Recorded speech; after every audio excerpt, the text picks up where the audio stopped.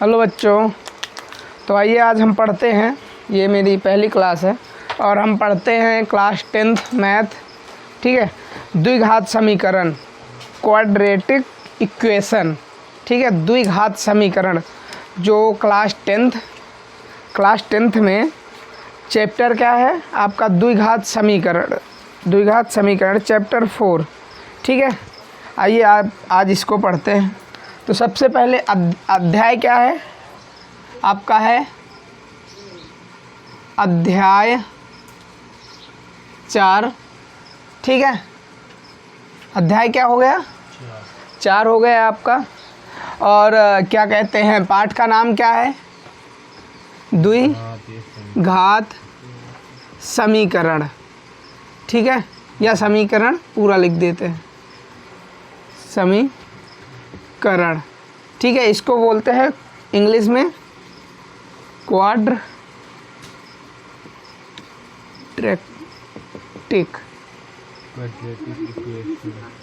Equation. Equation क्या बोलते हैं? द्विघात समीकरण। अच्छा, द्विघात समीकरण है क्या? हम लोग चैप्टर में पहुँचे। चैप्टर में सबसे पहले, रुक जाओ नहीं लिखना, सबसे पहले अगर हम पढ़ते हैं कि हम अध्याय 4 में आए हैं। अध्याय 4 में आए हैं तो हम क्या पढ़ने आए हैं? द्विघात समीकरण। अच्छा चलो, द्विघात समीकरण भी समझ में आ गया, लेकिन है क्या द्विघात समीकरण? पहले इसको मुँह ज़बानी समझते हैं। द्विघात, हमने द्विघात का मतलब क्या है? दो घातें। अब घात किस में रहती हैं? किसी एक समीकरण में, है ना? किस में रहती हैं? किसी एक समीकरण में। ठीक है, कैसे समीकरण में? बीजगणित का कोई समीकरण जिसमें दो घातें हों। ठीक है, जिसमें क्या हो? दो घातें हों, मतलब चर राशि में अधिकतम कितनी घातें हों? 2। भाई समीकरण चर और अचर से मिलके बनता है। किससे मिलके बनता है? चर और अचर से। क्या मिलके बनता है? समीकरण। ठीक है, अब समीकरण चर अचर से मिलके बनता है तो आपको इस बात का ध्यान देना चाहिए कि चैप्टर में कह रहा है अगर द्विघात समीकरण है। समीकरण तो हमें पता चल गया किससे मिलके बनता है? चर और अचर से। लेकिन द्विघात है तो द्विघात का मतलब घात की बातें कर रहा है। अब घात की बातें जब करेगा तो इसका मतलब क्या कह रहा है? किसी चर राशि में, है ना? चर और अचर के बारे में आप जानते ही हैं। जैसे अभी मुझे बानी समझते हैं, चर और अचर का मतलब क्या है?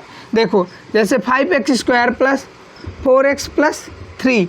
ठीक है, तो इसमें चर संख्याएं कौन सी है? चर संख्याएं कौन सी हैं? तो x, y, z। ठीक है, या तो इसके लिए ये चर संख्या है। क्या, कौन सी संख्या है? चर। और ये कौन सी है? 5, 4, 3, ये अचर संख्या है। ठीक है, चर संख्या ये, ठीक है, और ये अचर संख्या है। चर और अचर के बारे में समझ में आ रहा है आपको? अब जैसे चर और अचर के बारे में आप समझ रहे हैं तो आपको, अरे भाई साहब, अब आप चर और अचर के बारे में अगर आप समझना चाहते हैं, ठीक है, तो आपने चर और अचर समझ लिया। चर क्या है? ठीक है, और अचर संख्या है 4, 5, 4, 3। ठीक है, तो चर और अचर का जब आपस में गुणांक होता है तब क्या बनता है? समीकरण बनता है। समीकरण समझ में आया? समीकरण कैसे बनता है? चर और अचर के गुणांक से। गुणांक का मतलब गुणे से। क्या बनता है? क्या बनता है? समीकरण बनता है। और समीकरण क्या है? चर और अचर का गुणांक। और द्विघात समीकरण, द्विघात मतलब किसी समीकरण में घात की सबसे ज़्यादा संख्या कितनी होनी चाहिए? 2 से ज़्यादा नहीं होनी चाहिए। उसे क्या बोलते हैं? द्विघात समीकरण। तो द्विघात समीकरण समझ में आया? आते हैं अब हम अपने चैप्टर पे। ठीक है, आते हैं हम अपने चैप्टर पे। ठीक है, अब चैप्टर क्या कह रहा है? द्विघात समीकरण की संकल्पना। Topic first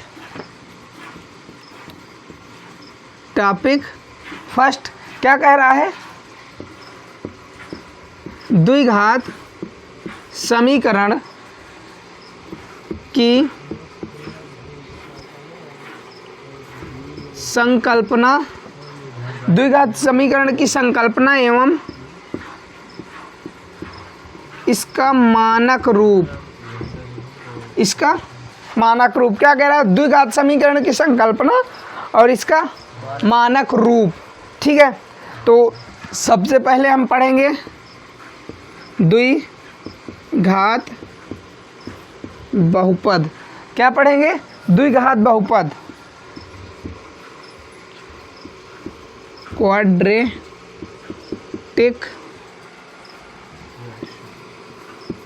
polynomial. क्या है, क्वाड्रेटिक पॉलिनोमियल। ठीक है, ये क्या है, क्वाड्रेटिक पॉलिनोमियल्स मतलब द्विघात बहुपद। द्विघात समीकरण में सबसे पहले किसकी ज़रूरत पड़ेगी हमें, द्विघात बहुपद में किसकी ज़रूरत पड़ेगी। ठीक है, तो देखो अब द्विघात बहुपद क्या है। द्विघात बहुपद को समझने के लिए आपको देखना पड़ेगा ऐसे बहुपद जिनमें चर का उच्चतम गुणांक, ऐसे बहुपद जिसमें चर का उच्चतम घातांक, घातों का अंक, घातांक को क्या बोलते हैं, घातांक मतलब घातों का अंक।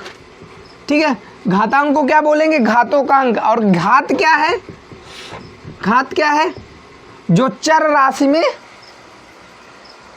चर राशि के ऊपर लगी हो, चर राशि के ऊपर लगी हो। ठीक है, अब ऊपर कैसे, जैसे कोई संख्या आधी है, अब जैसे एक्स स्क्वायर है। ठीक है, ये स्क्वायर कब लगता है, जब कोई संख्या अपने से आधी होती है तब उस पर आधा घात लगता है। ठीक है, अब इसको हम कैसे लिख सकते हैं, 1/x, ये पता है ना। और इसको हम 1/x को कैसे लिख सकते हैं, एक्स स्क्वायर। इसका भी 6-7 में आप चैप्टर पढ़े होंगे, मैंने आपको पढ़ाया था घाते बनाना, है ना, घाते बनाना सिखाया था ना मैंने, बताया था ना मैंने घाते बनाना। ठीक है, तो घाते आप समझ में आ गया होगा क्या है। ठीक है, अब चर राशि क्या है, चर राशि मैंने बताई, तो जो अचर राशि के साथ गुणांक में उसे चर राशि कहते हैं। चर और अचर राशि के गुणांक को क्या कहते हैं, समीकरण कहते हैं। और समीकरण, ठीक है, अब आपको घातांक पता चल गया, घातों का अंक। ठीक है, और घात पता चल गया, चर राशि के ऊपर लगी हुई संख्या घात कहलाती है। ठीक है, और घात के बारे में समझ में आ गया। ठीक है, अब क्या कह रहे हैं कि ये कह रहा है हमारा कि ऐसे बहुपद जिसमें चर का उच्चतम घातांक 2 होता है। क्या होता है,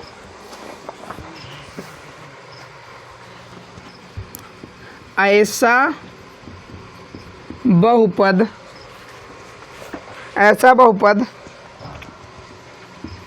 जिसमें चर का उच्चतम घातांक, चर का उच्चतम घातांक क्या है, 2 होता है, 2 होता है। ठीक है, चर का उच्चतम घातांक क्या है, 2 है। क्या कहलाता है, द्विघात बहुपद। क्या कहलाता है, द्विघात बहुपद। ठीक है, द्विघात बहुपद। ठीक, अब द्विघात बहुपद को हम व्यापक रूप क्या है इसका, व्यापक रूप जो हमारे सूत्र को निरूपित करता है। सूत्र क्या है हमारा, क्या है, ax² + bx + c। ठीक है, इतना समझ में आया। अब इसमें क्या है, कह रहा है कि जहाँ a b c वास्तविक संख्याएं हैं, वास्तविक संख्या का मतलब अचर राशि, वास्तविक संख्या को क्या बोलते हैं, अचर राशि। ऐसे जहाँ a b c वास्तविक संख्याएं हों तथा a ≠ 0, मतलब अगर हम यहाँ बराबर लगा के 0 करेंगे, ठीक है, और x क्या हो, चर राशि हो, x क्या हो, चर राशि हो। ठीक है, चर राशि हो, वास्तविक संख्याएं a b को द्विघात बहुपद के गुणांक कहते हैं। ठीक है, द्विघात बहुपद के गुणांक कहते हैं। द्विघात बहुपद को px के रूप में निरूपित किया जाता है। इसको किसके रूप में निरूपित किया जाता है? किसके रूप में? px के रूप में निरूपित किया जाता है, के रूप में निरूपित किया जाता है। ठीक है, इसको क्या किया जाता है? px के रूप में निरूपित किया जाता है। ठीक, तो इतना समझ में आया। तो हम इसको कैसे लिख सकते हैं? वीडियो बंद करो। चलोगे? अच्छा, आप लोग पढ़ें द्विघात बहुपद। ये द्विघात समीकरण का एक छोटा सा वो है। ठीक है, द्विघात बहुपद, बहुपद क्या है? सबसे पहले हम द्विघात बहुपद, तो द्विघात हमें पता चल गया चर और अचर राशि के गुणांक को, चर और अचर राशि के गुणांक में, ठीक है, उच्चतम घात चर और अचर राशि के गुणांक में चर राशि में, ठीक है, चर राशि में जब 2 की घात उच्चतम घातांक हो जाती है, जब 2 की घात सबसे बड़ी घात हो जाती है, तब द्विघात कहते हैं ना।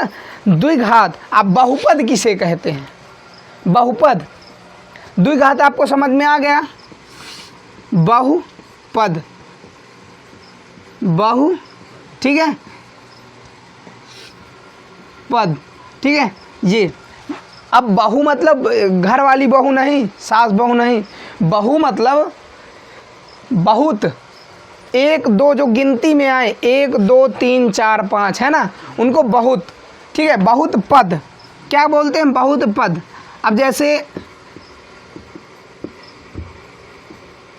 सॉरी वाई, अब इसमें कितने पद है?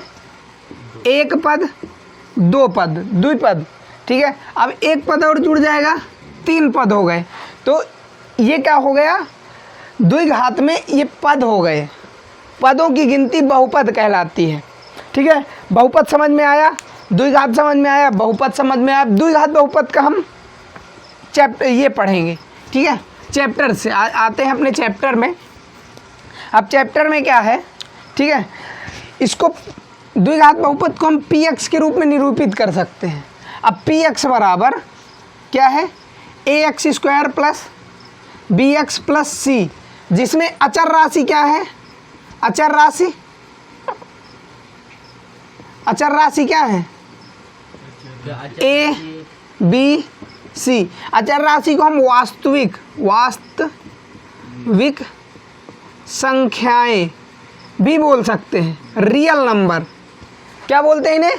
Real number. रियल नंबर क्या होते हैं? रियल नंबर बताओ अपने दिमाग से। रियल नंबर पढ़े हो? रियल नंबर क्या बोलते हैं?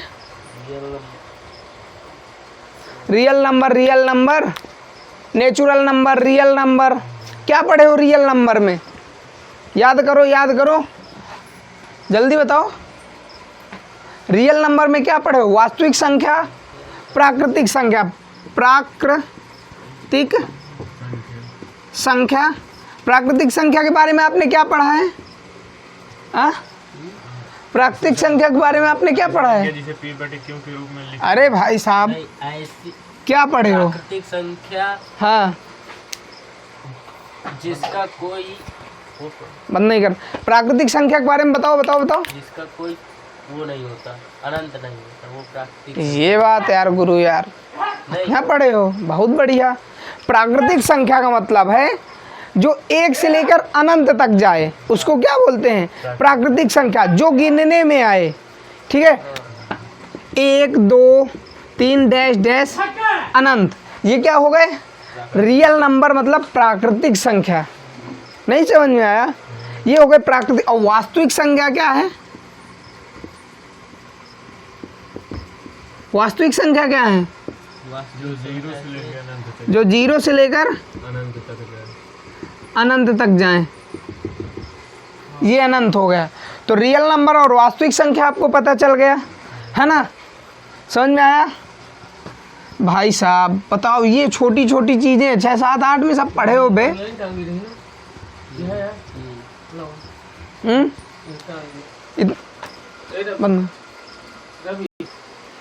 वास्तविक संख्या का मतलब है, देखो वास्तविक संख्या में हमने प्राकृतिक संख्या पढ़ा, परिमेय संख्या पढ़ा, अपरिमेय संख्या पढ़ा, ठीक है। इन सबको प्राकृतिक वास्तविक संख्या कहते हैं, रियल नंबर, ठीक है। वास्तविक संख्याएं करनी में भी हो सकती हैं, वास्तविक संख्या बटे में भी हो सकती हैं, वास्तविक संख्या नॉर्मल रियल नंबर में भी हो सकती हैं, है ना। पूर्ण संख्या, पूर्णांक संख्या, परिमेय संख्या, अपरिमेय संख्या, ठीक है। ये सारी संख्याएं क्या होती हैं, वास्तविक संख्याएं होती हैं, ठीक है। ये वास्तविक संख्या मतलब 1 2 3 ऐसे भी हो सकती हैं, वास्तविक संख्या बटे में भी हो सकती हैं, वास्तविक संख्या करनी में भी हो सकती हैं, वास्तविक संख्या दशमलव में भी हो सकती हैं, है ना। तो वास्तविक संख्या के बारे में समझ में आ रहा है। अब वास्तविक संख्या के बाद आते हैं, ठीक है, हम वास्तविक संख्या ही पढ़ा रहे थे। अब इसमें आते हैं हम, हमारा व्यापक रूप हो गया, ठीक है, किसका, द्विघात बहुपद का व्यापक रूप खत्म हो गया, ठीक है। अब इसके बाद देखो द्विघात बहुपद हमने पढ़ लिया। अब द्विघात बहुपद के बाद हमें पद पता चल गए, पद कैसे रखने हैं द्विघात बहुपद में। अब आते हैं समीकरण में, ठीक है। जो पद, अगर हमने एक पद बना लिया द्विघात बहुपद का, ठीक है, तो उसी को हम क्या कह देते हैं, समीकरण कह देते हैं, द्विघात समीकरण, ठीक है। अब आते हैं हम द्विघात समीकरण में। अब ये कैसे होगा, अब द्विघात समीकरण क्या है, द्विघात समीकरण, ठीक है।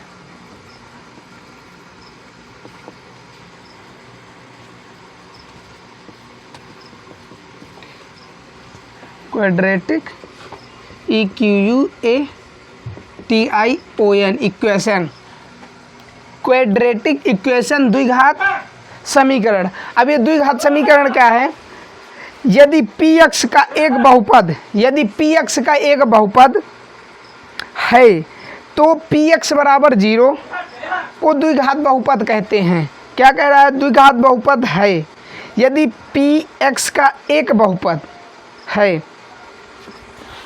जैसे कह रहा है px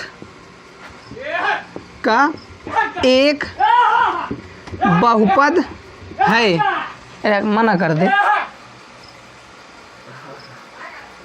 बहुपद है, ठीक है।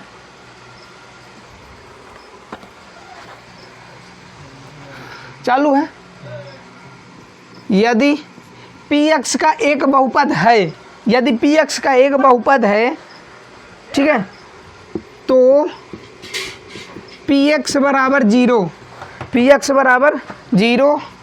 को द्विघात बहुपद कहते हैं।